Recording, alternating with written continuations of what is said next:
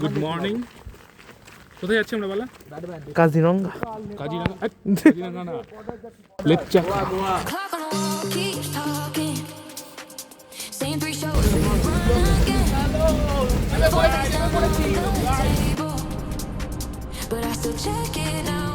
তো আজকে আমরা যেতে চলেছি লেপচাখা। তো এখন বাজে সকাল 6:15। আমরা আছি এখন আলিপুরদুয়ারে অপেক্ষা করছি বাসের জন্য। বাস মোটামুটি হয় 7টার দিকে। তারপরে আমরা যেতে হবে বক্সাবোর্ডের দিকে। তারপরে ওখান থেকে একটা গাড়ি ভাড়া করে আমরা যাবো লেপচাখা।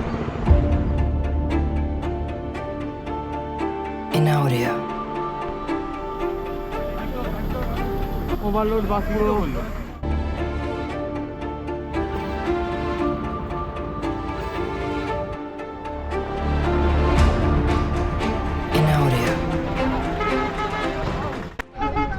এখন আমরা বক্সা টাইগার রিজার্ভের এখানে এসে গেছি। এবার এখান থেকে সাঁওতাল বাড়ির দিকে, তারপরে ওখান দিয়ে যেতে হবে।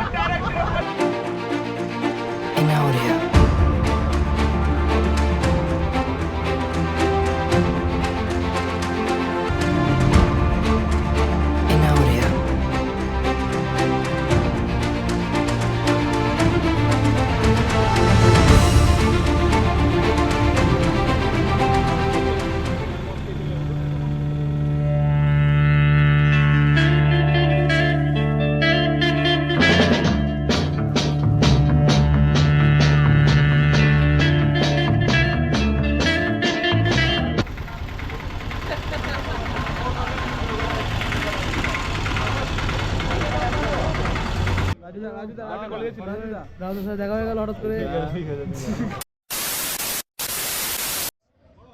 তো এখানে আমরা একটা মুনলাইট ভিউ হোমস্টের একটা রেস্টুরেন্টে আছি। এখানে মেনলি জায়গাটা শুরু হচ্ছে বক্সা টাইগার রিজার্ভের যাওয়ার মেন রাস্তাটা এখান দিয়ে। তো এখানে আমরা কিছু খেয়ে নেবো, তারপরে যাবো লেপচাখার দিকে।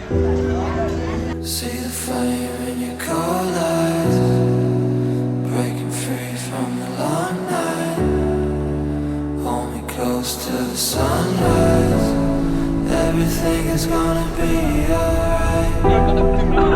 See the flame in your cold eyes, breaking free from the long night. Hold me close to the sun. গাড়ির সফর এই 0 পয়েন্ট অবধি ছিল।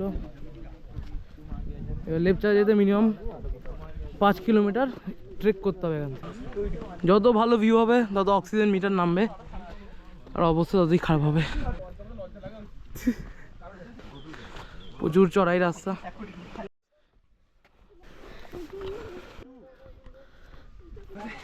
ছবি তোলার জায়গা আছে, একটা রেস্ট নেওয়ার জায়গা আছে।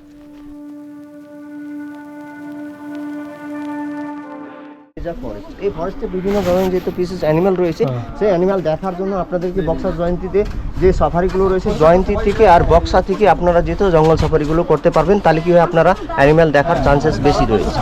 টাইগার কথা টাইগার এখন খুব মানে টাইগারের সংখ্যা কমে গেছে, খুব রেয়ার হয়ে আসছে, হয়তো 2-1টা আছে। আর এমনি লেপার্ড টেপার্ড আছে, বাইসন আছে, বার্কিং ডিয়ার আছে, সম্বার আছে, বিভিন্ন ধরনেরই রয়েছে animal. A few moments later. এবার আমরা লেপচাখার দিকে আরও এগিয়ে যাচ্ছি। কাছাকাছি অনেকে রিসর্টের ব্যবস্থা আছে। আমরা যেহেতু আজকে এখান থেকে রওনা দেবো, ব্যাক করবো, তাই রিসর্টের কোনো দরকার নেই। তো আমরা দেখতেও পাচ্ছেন না ওই উপরে বক্সা ফোর্ট। ওই যে আমাদের গাইড দাদা আমাদের গাইড করছে।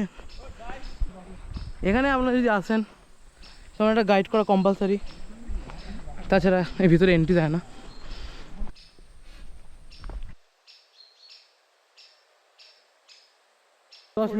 দশ মিনিট এই অবস্থা।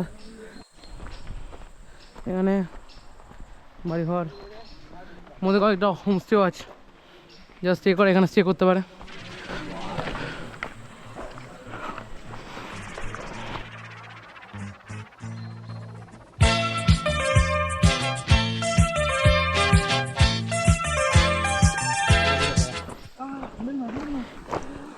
Guys, follow me. Say no to trekking. Only safari. ঘরে বসে হাফ কিলো মাটন ওখানে কাজে দিত। কোথায় যেতে হবে রে ভাই? বক্সা ফোর্ট।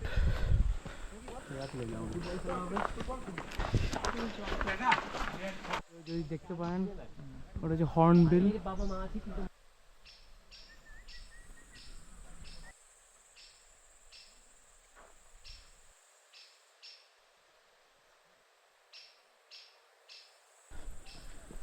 আমরা ঢুকে যাচ্ছি এখানকার সেলুলারের।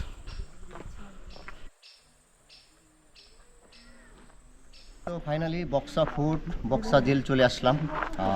ফোর্ট রয়েছে, এটা এককালীন এটা ছিল পুরো ইন্দো ভুটান ছিল, ঠিক আছে, পুরোটাই ভুটান ছিল। তখন হয়েছে এটাও যখন ফোর্ট করেছিল, যখন ভুটান রাজা করেছিল প্রথমটা, যখন ভুটান রাজা যখন বানানো রয়েছিল, তখন বাম্বু আর কাঠ দিয়ে বানানো রয়েছিল বক্সা ফোর্ট। তারপরে হয়েছে আপনার 1864-এ যখন ব্রিটিশরা এটা ক্যাপচার করেছিল, সেই ব্রিটিশ ক্যাপচার করার কালীন পরে এই ফোর্টের উপরে ওনারা জেল হিসাবে ওনারা ব্যবহার করেছিল। ব্যবহার করার কালীন পরে কাদেরকে যে রাখা হয়তো বলতে গেলে আমাদের যে ভারতের স্বাধীন করার জন্য যে বিপ্লবীরা ছিল, সেই বিপ্লবীদেরকে এনেই বন্দিশালা করে রাখা হয়েছিল। এখানে রাখা হয়েছিল কাদেরকে রাখা হয়েছিল বলতে গেলে আমি দু একজন নাম বলছি, আপনারা শুনতে পারবেন। এখানে ছিলেন অনিল রায়, যতীন রায়, তৈলক্ষ্ণ চক্রবর্তী। আজকে দেখুন এই সব করার কালীন পরে আজকে আমাদের ভারত দেশ স্বাধীন করেছেন তো সেই স্বাধীন করেছেন বলে আজকে আমরা সবাই মিলে আজকে উপভোগ করে রয়েছি, আজাদ রয়েছে। এই জন্য আপনারা বক্সা ফোর্ট, বক্সা জেল আপনাদের আসা উদ্দেশ্যগুলো যেহেতু রয়েছে। আর তার মধ্যে আরেকজন বিপ্লবী নাম উঠে আসছে, সেই আপনারা বলেছেন একটু আগে থেকে বলে হয়েছে, সবাই জানে যে নেতাজি সুভাষচন্দ্র বসু যে ছিলেন, ওনাকে যেহেতু বক্সা জেলে রেখেছিলেন বলে, কিন্তু উনি এখানে আদৌ ছিল কি ছিল না কেউ বলতে পারবে না। ওনার সম্বন্ধে কোনো এভিডেন্স পাবেন না। কেন এভিডেন্স পাবেন না বলতে গেলে, সেই কালীন একটা পলিটিক্যাল সম্বন্ধে ওনার এভিডেন্সটাকে যেহেতু নষ্ট করা হয়েছে আর চাপায় রাখা হয়েছে, সেই জন্য আপনি শুধু বক্সাতে কেন, আপনি গোটা ইন্ডিয়াতে ওনার সম্বন্ধে সঠিক ডিটেলস মধ্যে আপনি কোনো ইয়ে পাবেন না। আজকে দেখুন ওনারা এত কষ্টকর করে দেশ স্বাধীন করেছেন, সেই জন্য আজকে আমরা আজাদ রয়েছি।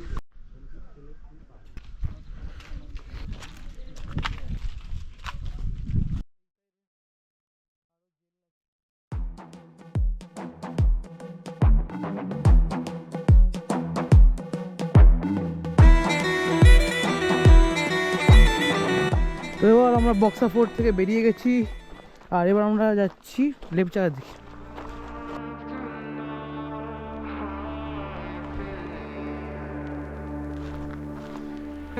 ভাই মজা করবি ফুল, তোরা যেই সময় আসছিস সারা দিন পাবি, রাত পাবি, ফুল মজা করবি।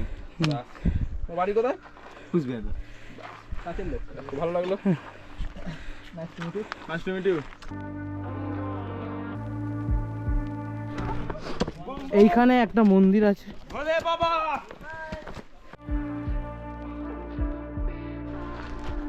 এখনো প্রায় 1.2 কিলোমিটার উপরে। তাহলে এই তো ডাইরেক্ট উপরে চলে যাবে, পুরো শর্টকাট ওদিক দিয়ে। হাই, নমস্তে। নমস্তে নমস্তে। 2000 years later. তো ফাইনালি এত ট্রেকিংয়ের পর আমরা আমাদের ফাইনাল ডেস্টিনেশনে পৌঁছে গেছি, লেপচাখায়। এখানে একটা মনেস্ট্রি আছে, আর চারিদিকের ভিউ, আমরা পাহাড়ের অনেকটা উঁচুতে, সেই জন্য খুবই সুন্দর ভিউ।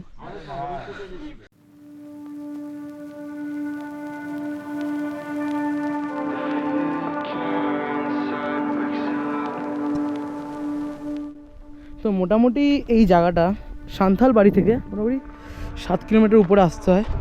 তার মধ্যে ঢালু রাস্তাও আছে, বেশিরভাগটা চড়াই রাস্তা। তো ধীরে ধীরে আর অনেক জায়গায় বসার জন্য স্পটও আছে, তো আসতে তেমন অসুবিধা হবে না।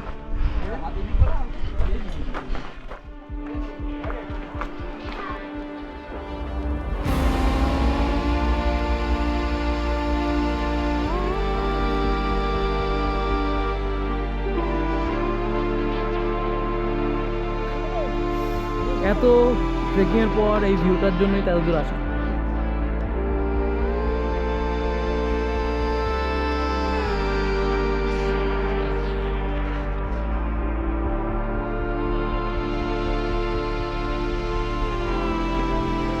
তো ফাইনালি আমরা আবার ব্যাক করছি লেপচাগা থেকে।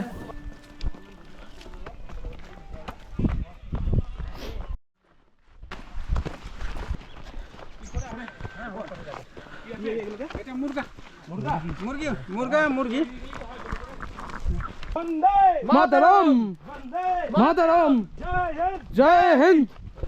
আর কিছুটা পথ তারপরে আমরা চলে যাব 0 পয়েন্টে। তারপর ওখান থেকে যে গাড়িটা করে এসেছিলাম ওটা হয়ে ফেরত চলে যাবো। তো অলমোস্ট আমরা পৌঁছেই গেছি আমাদের স্টার্টিং পয়েন্টে। বেশ আছে বলতে আমি আছি নাকি? বেশ আছে বলতে আমরা আছি। বেশ আছে। রেজিস্ট্যান্সে তো থাকবে, বেশ রাখবে। ঠিক আছে? ভিত্তিটা ওয়াইপ আউট হয়ে যাবে। যখন শুভ্র পাহাড়ে ওঠে গার্লফ্রেন্ড তার খুব চিন্তা করে। কোলে আয় শুভ্র আয়।